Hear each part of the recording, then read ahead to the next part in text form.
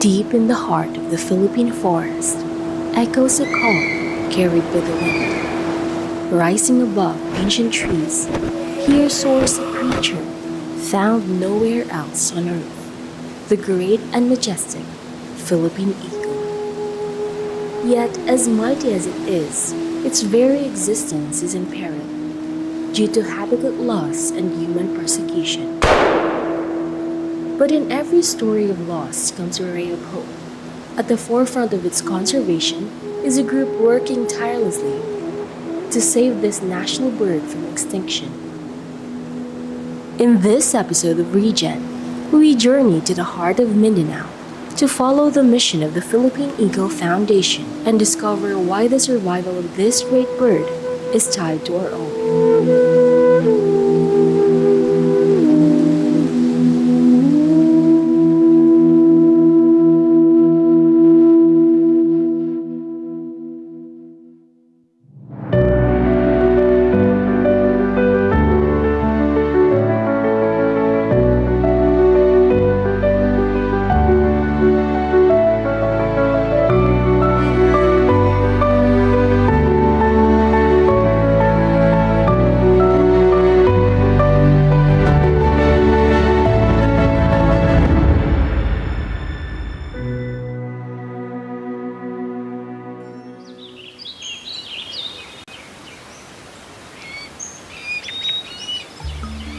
Our story begins here, at the Philippine Eagle Center in Davao City, a sanctuary for the Philippine eagles and other animals rescued from the wild.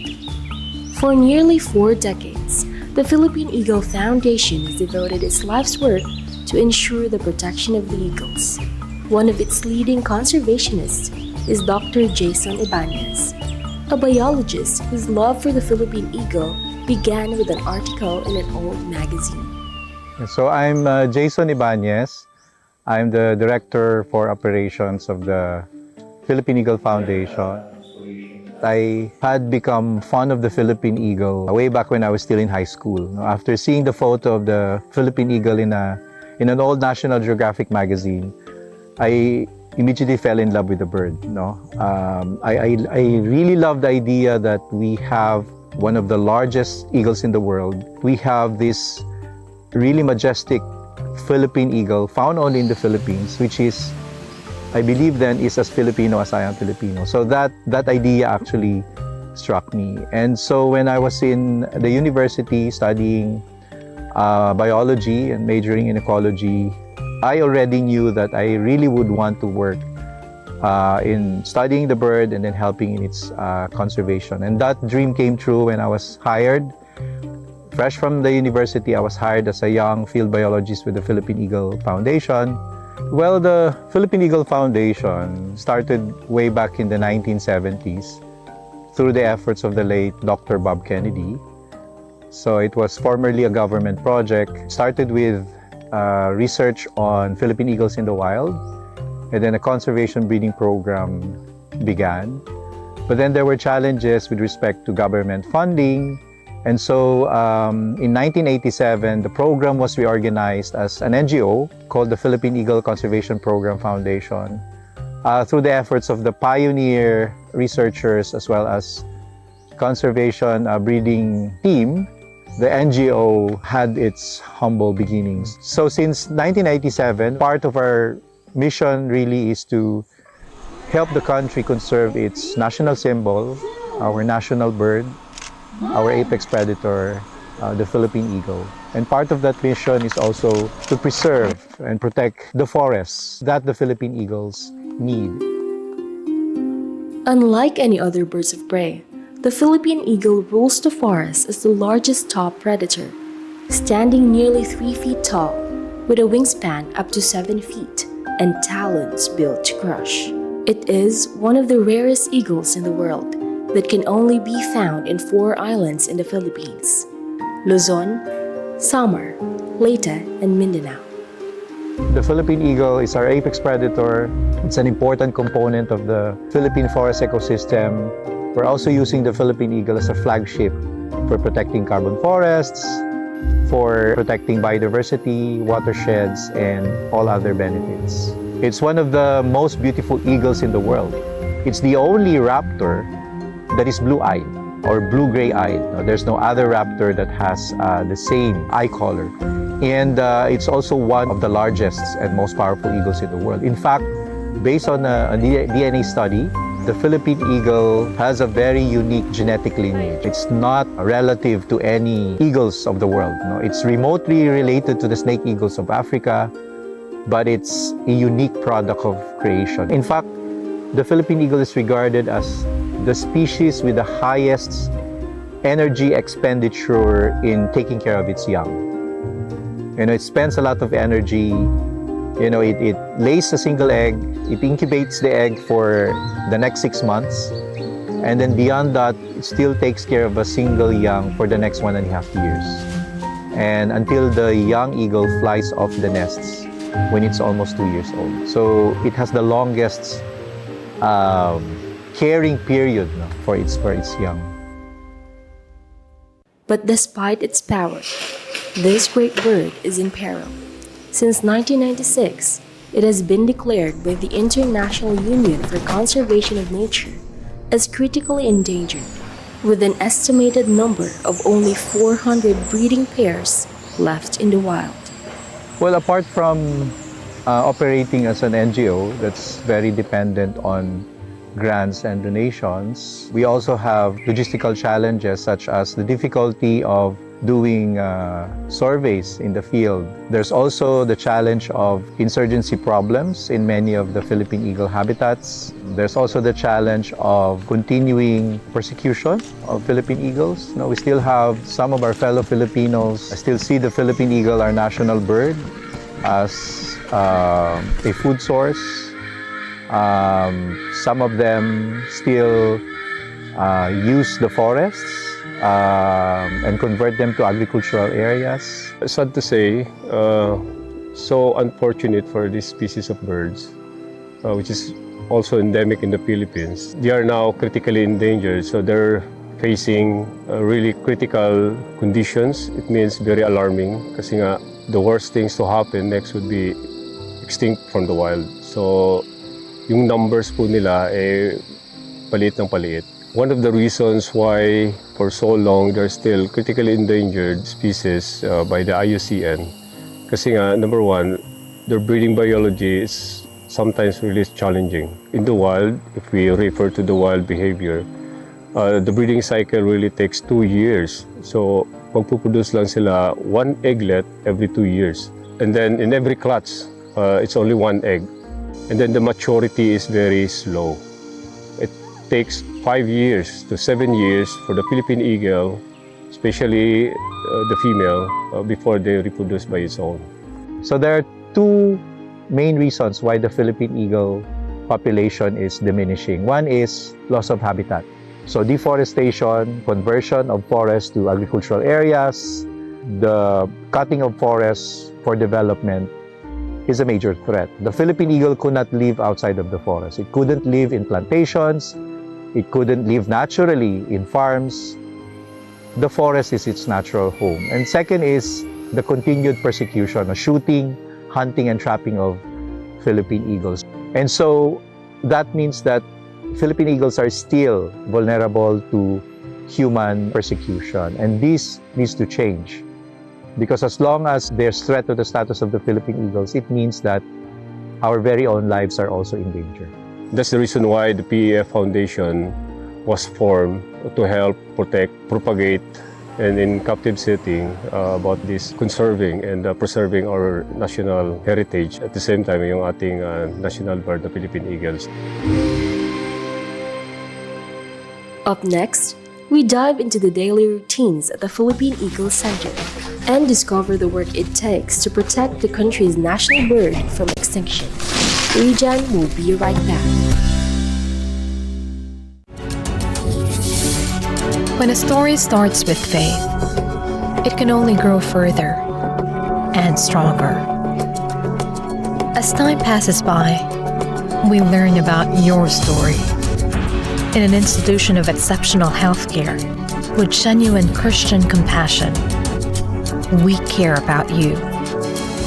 With a safe, secured, and sanitized environment, accompanied by a team of trusted healthcare professionals.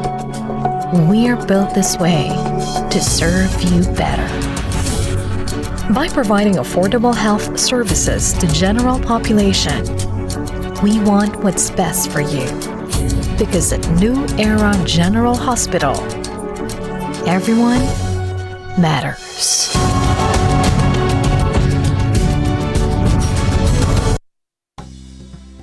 It's feeding time at the Philippine Eagle Center. Senior animal keeper and breeding manager Dominic Tadena leads their care. For him, protecting the eagle is more than just a job, but the fight for its survival, the forest, and the future. Every time in the morning, I have to go visit my birds. For example, Vigo, because Vigo is one of my human imprinted birds. So ito po siya, hindi siya, kumbaga, there's interference, big involvement of human being to do their breeding activities or behaviors. So for example, I have to go visit with my birds, feed the birds, spend time, a lot of time. When I say spend time, kumbaga sa atin, yung quality time with the birds. So I have to do that every day, at least 30 minutes every visits. And then I do visits 4 or 5 times a day. So that's my routine. So I have to go around all with my birds. It could be male, female birds that I'm really working with for the breeding purposes. So muna itong mga retired na, mga pares. So pair sila pero dili na nag-breed ya po, na mating, nest building, pero wala na itlog na i-produce. We incorporate 2 methods or techniques in doing this. The first one, which we always prioritize to have these birds in the natural pairing, we call it. So both male, female living together in one big enclosures for breeding. They mate for life. Basta buhi pa ng pares, dili na sila magbiyay. Gikan na sila sa wild Kaya rescue, rehab, kanya kini mga langgama, mga pinusilan. Di kay sila ka lupad og lagyo kay ba. Di pa rin sila nasa pako. Pasabot, mo compromise na ang ilahang safety kay sa hunting pa lang daan, dili na sila makahantog klaro. For the Philippine Eagle Foundation, every rescue tells a bigger story.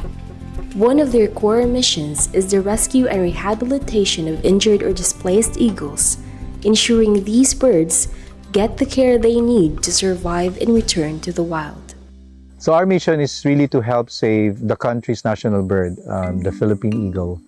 And we have 4 major programs, namely the Conservation Breeding Program, the Research and Conservation Program, we have the Development Program, as well as our education program.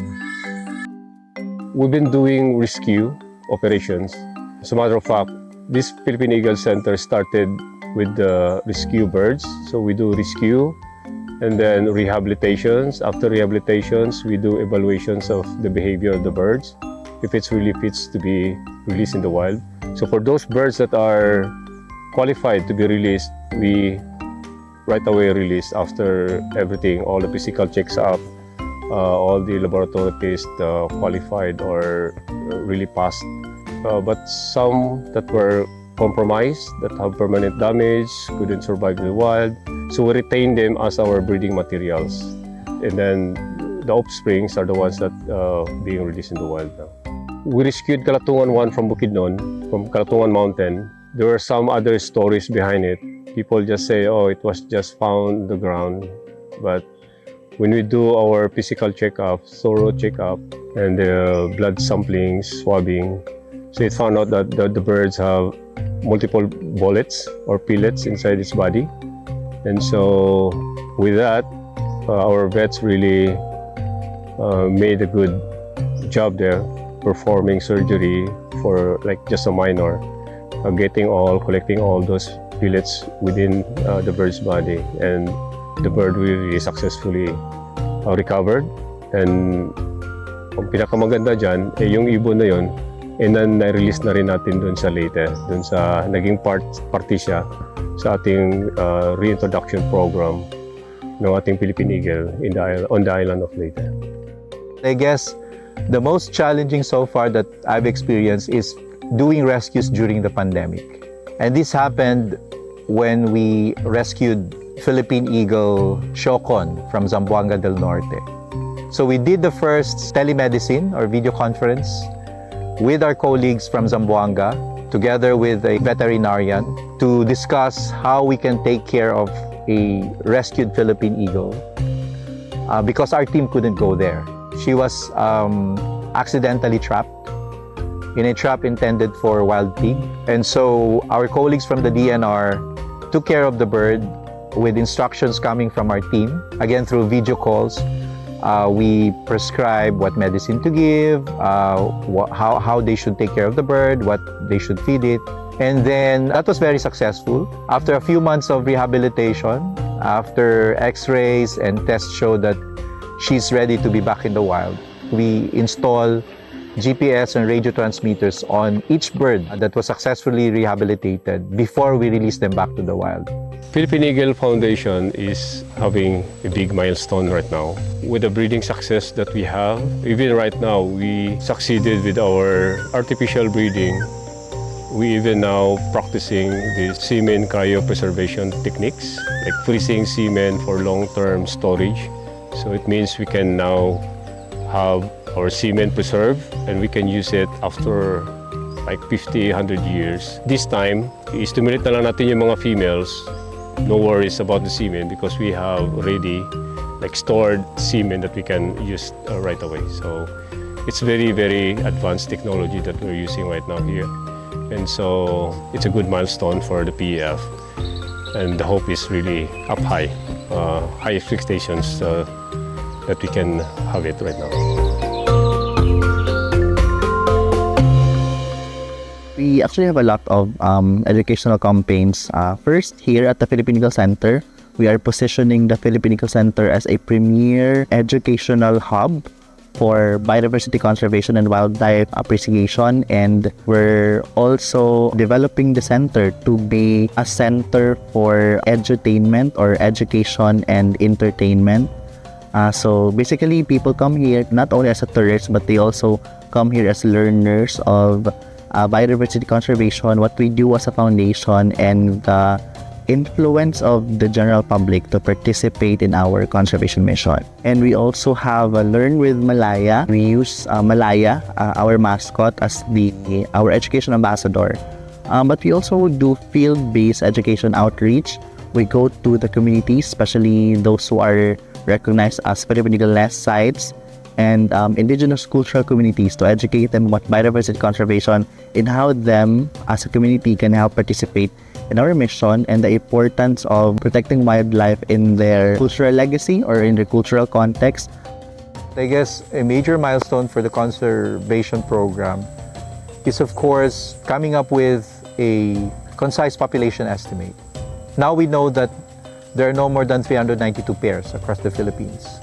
And we also know where suitable habitats are. Now, it's a very important scientific information. You cannot save a species if you don't know where they are.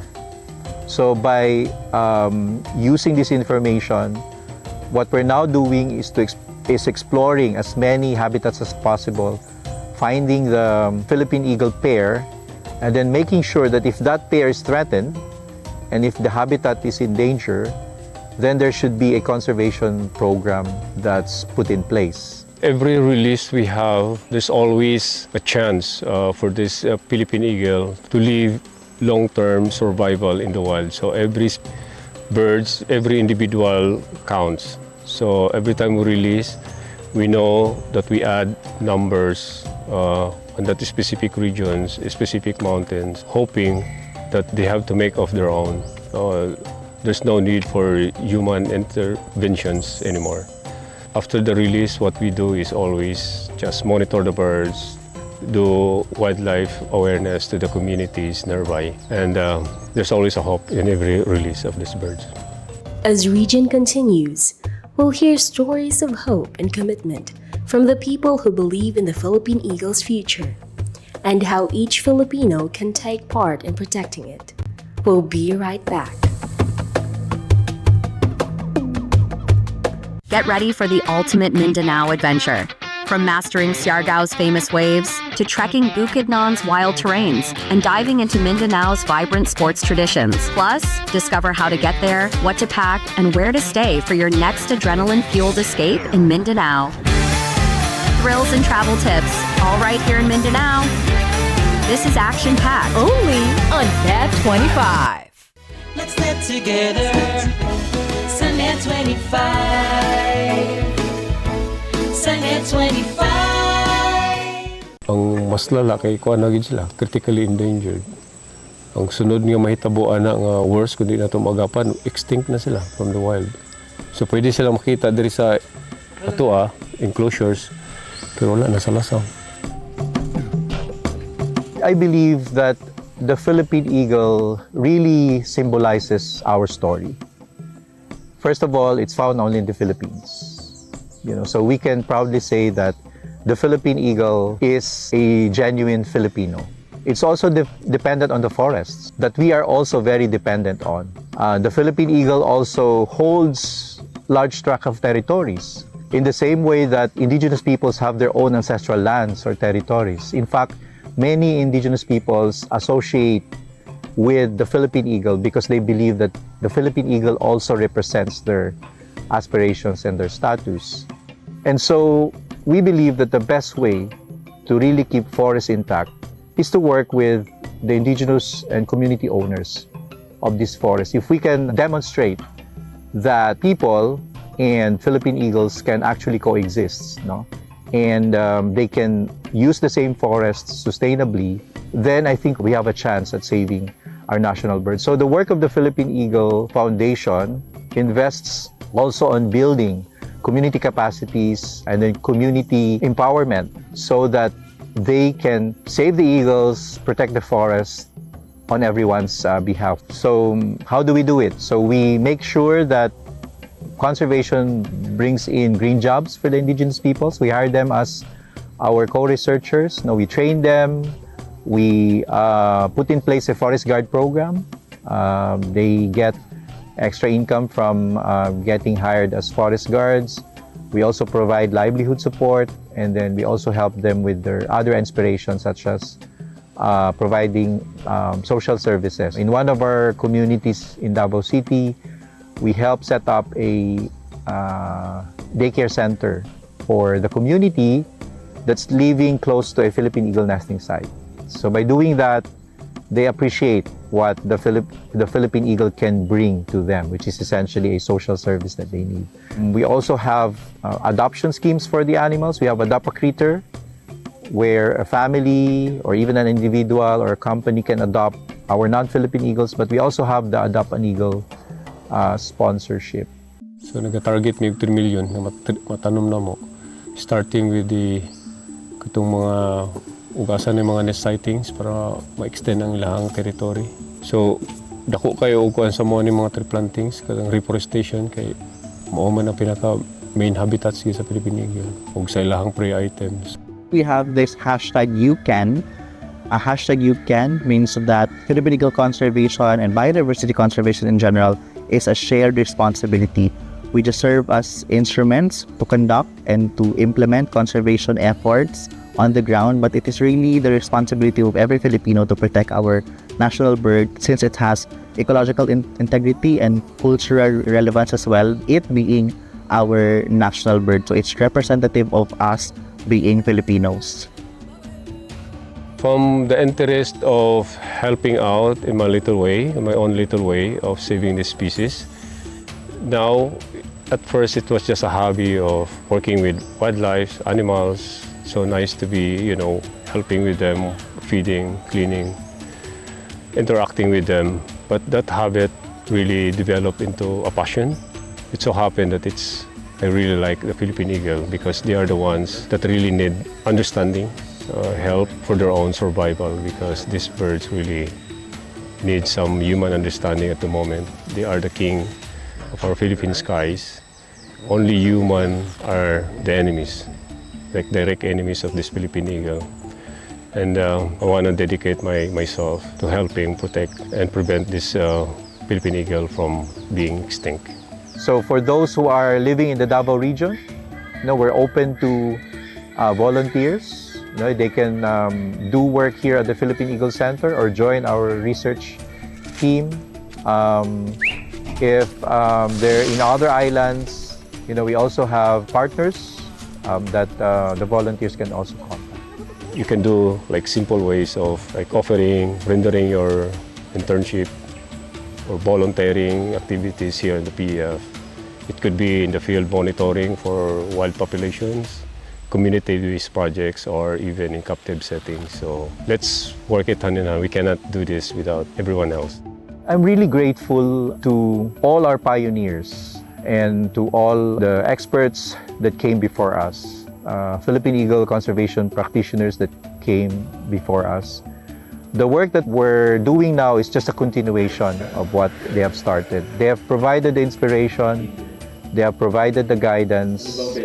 Many of our pioneers went through a lot to maintain this project, and I will always be grateful to them. Again, we're standing on the shoulder of giants, and I think I have that moral responsibility to continue the inspiration that they've shared, the efforts that they've shared. And this is something that I believe I should do, to pass on eventually the responsibility to the next generation of biologists. And by doing that, we keep the flame of hope for Philippine eagle conservation alive. Well, my hope for the future of the Philippine eagle is to be brighter. And a brighter future would mean that every Filipino recognizes the value of the Philippine eagle to their lives. I really hope that each Filipino would recognize the Philippine eagle as a legitimate citizen of this country. And in the same way that we don't want to harm our fellows, my hope is that in every decision that our fellow Filipinos make, they would also consider the welfare of the Philippine eagles. My hope is that there would be more protected territories for wild Philippine eagle pairs. My hope is that kids of this generation and of the next can still have the chance to see the majesty of the eagles, not in captivity but in the wild. And my statement is that this is doable, especially if every Filipino would do its part. Saving the king of the skies is a fight we all share. Every effort to save this great bird helps secure the forests and the future.